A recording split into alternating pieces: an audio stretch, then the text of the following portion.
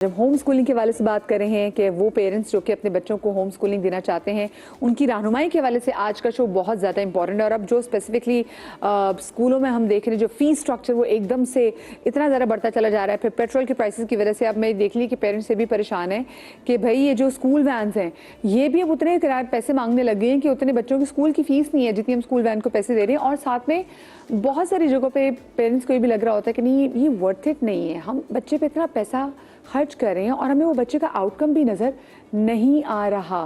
तो इस हवाले से होम स्कूलिंग, अनस्कूलिंग और फिर साथ में जो आज ऑनलाइन क्लासेस तो आपको पता ही है वो चली रही है। लेकिन मैं एक सवाल है आप सब लोगों से, एक सवाल है कि क्या जो ऑनलाइन क्लासेस हैं ये भी होम स्कूलिंग के ज़ुमरे में आ रही है? ये भाई ये ऑनलाइन क्लासेस बिल्कुल होम स्कूलिंग के ज़ुमरे में नहीं आ रही। लेकिन हम ब्रेक पर जाने से पहले एक बात, जैसे ज़ारा यहाँ पर है, एक पढ़ी लिखी माँ है, हमें ब्रेक के बाद में फरिया ने भी ज्वाइन किया है जो कि वो भी अपने बच्चे को होम स्कूलिंग दे रही हैं। माँ का खुद पढ़े लिखा होना, माँ का खुद समझदार होना, माँ का खुद डिसिप्लिन होना और साथ में माँ का खुद मेंटली तौर पे हेल्दी होना बहुत ज़्यादा ज़रूरी है। क्योंकि बहुत सारे बच्चे जिनके घरों का माहौल बहुत अच्छा नहीं होता, समहाउ उनके लिए स्कूल एक एस्केप भी साबित होता है। अगर बच्चे के घर का माहौल अच्छा ना हो, टॉक्सिक माहौल हो, जहाँ पे पेरेंट्स की आपस में अच्छी ना बनती हो, तो क्या ऐसे पूरे सिनेरियो में डॉक्टर वजाहत आपको लगता है कि होम स्कूलिंग बच्चे के लिए एक सही ऑप्शन हो सकती है? अभी जो गुज़श्ता रिसर्च हुई है सिर्फ कराची में ही हमने की है कुछ अरसे पहले, उसमें ये बात साबित हुई है कि घर 60 to 70% बच्चे के लिए अनसेफ है। Can you believe it? 60 to 70% while वो बच्चा घर पे तालीम हासिल कर रहा है। इतना अनग्रूम्ड फैमिलीज है हमारी। हमारे लिए सबसे बड़ा मसला ये हो गया है कि हम किसी पेशेंट को भी फैमिली से मिलाते हैं ना, तो हमें लगता है सबसे बड़ी अनसेफ यही लोग हैं, क्योंकि उन्हें पता नहीं होता और हाईली मोटिवेटेड होते हैं। They want to do each and every single thing but they don't know how to do that. That is the problem. तो motivation is different thing, skills are different. Unsafe family को save करने का criteria अभी भी बहुत है। 70% families को नहीं पता बच्चा पालना कैसे, लेकिन पालने के लिए वो मरे जा रहे हैं। फिर कहते हैं कि स्कूल में बच्चा 20 से 30% सेफ है क्योंकि उन्हें पता है कैसे करना है, चाहे उनको मोटिवेशन नहीं है। दो बातें। तीसरा, बच्चे के घर के ज्योग्राफी कैसी है कि वो गिरता है, चोट लगती है, सब ऊपर से गिरा, बैट से गिरा, हेड इंजरी आई, ये भी परसेंटेज बहुत है। आप NICVD में जाएं, आप देखें हर तीसरे दिन बच्चा आता है बैट से गिर गया, सर फुट गया, उसके अंदर पुरानी कोई क्रॉनिक इंजरी आ गई और बच्चा वैसे बड़ा हो रहा है। तो यहाँ से स्टार्ट है। यकीन करें स्कूलिंग वगैरह ये तो बाद में आती है, पहले यहाँ से स्टार्ट है। और हैजर्ड्स को देखना सबसे बड़ी बात होती है बच्चे के लिए, क्योंकि बच्चे की चोटें जिंदगी भर रह जाती हैं। अब हम आ जाते हैं थोड़ा स्कूलिंग पॉइंट ऑफ व्यू से, तो उसके अंदर अनसेफ को सेफ माहौल करने के लिए कोई PhD नहीं करना होता, ना कोई बैचलर करना होता है। मुश्किल से 15-20 सेशंस चाहिए होते हैं, मुश्किल से। चाहे वो आपका वो कहते हैं ना train the trainers, that is the concept. हमें ट्रेनर्स पैदा करने तो आप उनको ट्रेन करें। यहाँ पे अगर फैमिलीज को खुले दिल से समझने लगे कि मैं एक बिल्कुल ही कम पढ़ी लिखा शख्स हूँ, हादसाती तौर पे बाप बन गया हूँ या हादसाती तौर पे माँ बन गई हूँ, इसका मतलब ये नहीं है कि माँ बनने के साथ साथ मुझे किताबें भी दिमाग में उतार दी गई हैं। We have to learn those books. यहाँ पे हम आएंगे तो फिर आप देखें, फिर आप फिर कोलैबोरेशन कर सकते हैं किसी स्कूल के साथ। 2 दिन वहाँ भेज दिया, 4 दिन घर पे पढ़ा लिया। आजकल मैं ये देख रहा हूँ, मेरी खुद बेटी 2-2.5 साल की है, तो वो जो प्ले एरियाज हैं जी। उन्होंने बड़ा स्ट्रक्चराइज कर लिया है बैठे बैठे, तो वहाँ से वो बहुत कुछ सीख के आ जाती है। मेरे जिम के अंदर उन्होंने एक छोटा सा प्ले एरिया बच्चों का बना दिया, तो जाके वो पंचिंग करने लगती है और वो खुद ही रिफ्लेक्सेस पैदा कर रही है। That is the beauty. ये है, अगर यहाँ पे ये माहौल बने तो फिर हम बहुत आगे। हमें ना वैसे भी अपनी बहुत सारी जगहों को चाइल्ड फ्रेंडली बनाना चाहिए। मुझे तो अच्छी बात लगता है कि अगर डे केयर, अगर हर ऑफिस में आई बिलीव ये मैंडेटरी होना चाहिए, क्योंकि माएँ काम करें तो वहाँ पे डे केयर जरूर होना चाहिए कि माएँ अपने बच्चों को लेकर आ सके। लेकिन तो आगे की अप्रोच है। लेकिन जो ये बात मैंने से बात की ना कि बहुत सारी जगहों पर माएँ खुद इतनी एक तो बेचारी एग्जॉस्टेड बहुत होती हैं, घर के काम भी कर रही होती हैं। कुछ माओं के अंदर इतना पेशेंस भी नहीं होता, क्योंकि वो देखिए बैक ऑफ द माइंड इतनी चीज़ें चल रही होती है। जैसे आप बच्चे को कुछ सिखा रहे हैं और बच्चा नहीं सीखता, तो मैं क्योंकि खुद पंजाबी माँ हूँ तो मुझे लगता है कि नहीं सीख रहा होगा तो मैं 2-3 मिनट इसको लगा दूंगी, ठीक है। और अब हम पंजाब में तो हम ये सीखते हैं कि मार नहीं प्यार।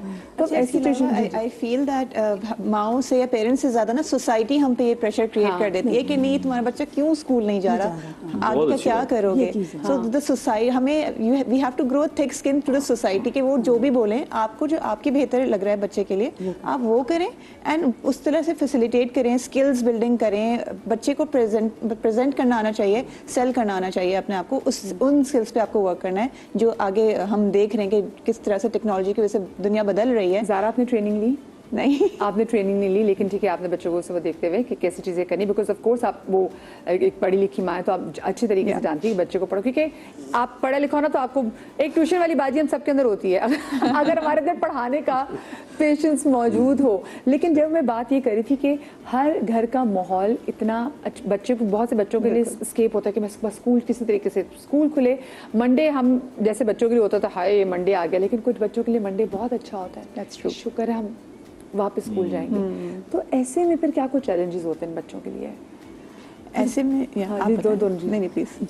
ऐसे में बस यही चैलेंज होते हैं कि ज़ाहिर बात है जिस जगह को वो एक्सेप्ट करते हैं कि यहाँ हमें कंफर्ट मिल रहा है, चाहे वो पेरेंट्स से मिले, ये हमारी सेफ जोन, हाँ जोन है, और जो अगला हमारे पास हमारी बात सुन रहा है वो हमारे पेरेंट्स से ज़्यादा हमें केयर कर रहा है, तो वो बच्चा वहाँ जाने को बहुत ज़्यादा बेताब होता है। अब वो चाहे प्ले एरिया ले लें, वहाँ के स्टाफ को ले लें, अगर वो बहुत केयरफुल हैं, बच्चों को बहुत हेल्प आउट कर रहे हैं, तो माँ बाप से बच्चा कहता है हमें वहाँ कब लेके जाएंगे, हमें वहाँ कब, या अगर कोई जू का कोई सीन है तो वहाँ अगर वहाँ की टीम बहुत अच्छी है, बच्चों को बहुत इंगेज कर रही है मुख्तलिफ एक्टिविटी में एनिमल्स के साथ, तो बच्चे इंतज़ार करते हैं पापा वहाँ दोबारा कब जाएंगे, प्लीज़ हम वहाँ लेके जाएं। जबकि पेरेंट्स कहते हैं आपके पास घर में सब कुछ तो है, अभी वहाँ उससे करो, लेकिन उनको उससे सेटिस्फेक्शन नहीं मिल रही है। उसको वहाँ मिल रही है जहाँ पे उसको केयर की जा रही है, जहाँ उसकी पसंद की चीज़ें उसको दी जा रही हैं। तो ये चीज़ घरों में तो नहीं हो सकता कि आप जू खोल के दे दें, लेकिन घरों में आप उनको इस तरह का माहौल तो दे सकते हैं ना कि बच्चा आपसे उतना ही अटैच हो जितना किसी और जगह जाके हो रहा है। आप देखें ना कि वहाँ को क्यों हो रहा है, वो आपके औलाद है, आपसे क्यों भाग रहा है। बाज़ बच्चे होते हैं जैसे फादर आते हैं, बच्चे भागते हैं इधर उधर, छुप जाते हैं या अपने आप को बिजी कर लेते हैं, क्योंकि डराया था ना अब्बा से, डरे हुए अब्बा आएंगे ना तो अब्बा को बताती हूँ। हाँ, जो कि ये गलत है। ये जो हम लोगों ने माइंड बनाए हुए ना बच्चों के पुराने वक्तों से कि बाप का एक रोब होना चाहिए, और वो अब थोड़ा सा कम होता जा रहा है। वो जैसे हमने अपने अब्बा की जनरेशन में देखा, वो कहते हैं अब्बा जी आते तो घर में खामोशी होती थी, और हमारे अब्बा जी आते तो हम तो टर टर टर टर टर टर सब, क्योंकि सारी चीजें, इसीलिए उन बच्चों को कॉन्फिडेंट नहीं होता ना, वो बच्चे नहीं कर पाते दुनिया का सामना, जो अपने पेरेंट्स से भाग रहे हैं, वो फिर अगले जब जाएंगे दुनिया में वो कैसे उनके। अच्छा, मैं आप मुझे बताएं, क्योंकि आप लोग ट्रेनिंग भी देते हैं, सो चले एक तो हमने बच्चों को तो हमने ट्रेन करने कर रहे हैं, लेकिन माँ बाप को जो ट्रेनिंग देने में या माँ बाप को सिखाने में, माँ बाप को तैयार करने के लिए इस कॉन्सेप्ट के लिए आप लोगों को क्या चैलेंजेस दरपेश होते हैं? देखिए, सबसे पहली बात तो ना मोटिवेशन की है और एक एहसास जिम्मेदारी की है। माँ का, जिस मैंने आपसे पहले कहा कि अगर माँ ये नहीं समझती कि ये मेरा बच्चा मेरी जिम्मेदारी है, तो माँ कुछ भी नहीं कर सकती। तो इस सबसे पहली बात जब हम ये कर लेते हैं, और जाहिर सी बात है इतनी बड़ी कोई मुश्किल नहीं होती है, एक माँ की मोहब्बत तो अंदर तो है ही ना। माँ चाहती तो ख्वाब तो माँ ही देखती है, हम बड़ा मशहूर सी एक बात कहते हैं ना, तो माँ ख्वाब देखती है अपने बच्चों के बारे में। माँ को जब हम ये बताते हैं कि आप ये इजीली कर सकते हैं, अब देखिए होता क्या है, हमें थोड़ा सा सपोर्ट करना होता है, खाली ना मोटिवेशन भी कुछ नहीं होता, आपको प्रैक्टिकली सपोर्ट देना होता है। हमने इसमें कोशिश ये की कि जिस तरह से अब ये मदर्स हैं घर के ऊपर हैं, तो हमने उनके लिए किट्स बना दी। हमने दी ये किट्स से आप घर ले जाएं, कोई मुश्किल बात नहीं। यही चीज़ हमने टीचर्स को दिए हुए थे, प्लानर्स, ये प्लानर्स आप ले लें, अपने जाके फ्रिज पे लगा दें। तो ये पूरे साल भर में 180 डेज स्कूल्स के जो प्लानर्स थे, जो टीचर्स के किट्स थी, जो टीचर्स के जुमले थे, हमने कहा हम आपको लिख कर दे देते हैं। एक 7 आवर्स का कोर्स है, वो कोर्स आप ऑनलाइन कर लें मोबाइल फ़ोन के ज़रिए से। कोविड जैसा क्या बात हो रही थी, कोविड जब आया था अल्हम्दुलिल्लाह, तो उस वक्त हमने पाकिस्तान में स्कूलों के लिए एक काम ये करने की कोशिश की कि स्कूल बंद ना हो, तालीम बंद ना हो। तो हमने एक LMS बनाया फर्स्ट टाइम, उसमें हमने 800+ वीडियोस ली, वो उसमें हमने डाल दी और कहा भाई बच्चों को दिखाएं और बच्चों से काम कर लें। आज वही LMS है, किट्स बना दी गई हैं, जो टीचर्स के प्लानर्स थे, जो जुमले थे, जो वीकली ब्रेकअप्स थे, एक्टिविटीज़ के कैलेंडर्स थे, कहानी कैसे सुनानी है, आपने बच्चों को कैसे क्या, वो हमने सब चीज़ें LMS में डालकर किट्स देकर माओं को दे दी, उनको ट्रेनिंग्स करा दी। और फिर सबसे आखिरी चीज़ ये थी जो बड़ी फर्स्ट टाइम पाकिस्तान में हुई कि हमने एक हेल्पलाइन बना दी कि जी आप माँ को सुबह से शाम तक जो प्रॉब्लम आएगी ना, ये फ्री हेल्पलाइंस हैं, 3 नंबर हैं इसके, 033 हेल्प डेस्क, 0323 तालीक, आप बस यहाँ कॉल करें और पूछ लें कि भाई माँ हूँ, मैं बच्चों को पढ़ाती हूँ, मुझे समझ नहीं आ रहा है कि इंग्लिश की साउंड कैसे होगी, ओके, ये उर्दू की फोनिक्स कैसे होगी, अच्छा ये बच्चा कर रहा है, इसकी हैंडराइटिंग तो ठीक नहीं हो पा रही है, या ये बच्चा ये यूं कर रहा है। तो अगर आप माँ को फैसिलिटेट कर दें, अगर आप माँ को सपोर्ट कर दें, माँ से अच्छा तो कोई नहीं सिखा सकता।